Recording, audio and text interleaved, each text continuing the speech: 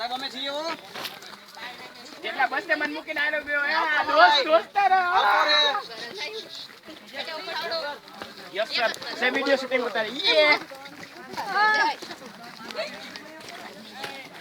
બહુ સારા પાણી સ્મેલ આવે બહુ પાકેલા હોય ને તો સ્મેલ આવે કાચા જેવા ફૂલ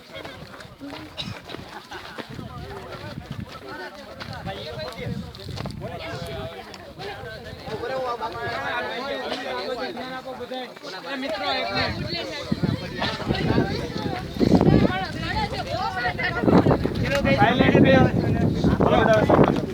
ખરેખર તમે લોકો ઝૂમાં બધા હરણ જોઈએ હશે પણ એ હરણમાં આમાં ફરક હોય કારણ કે આ એની રીતે નેચરમાં કુદરતના ખોળે બધા વિહરતા હોય જે જોવાનો લાવો છે એ ઝૂમાં ન હોય એ કૃત્રિમતા લાગે કારણ કે એના પાંજરે પૂર્યા છે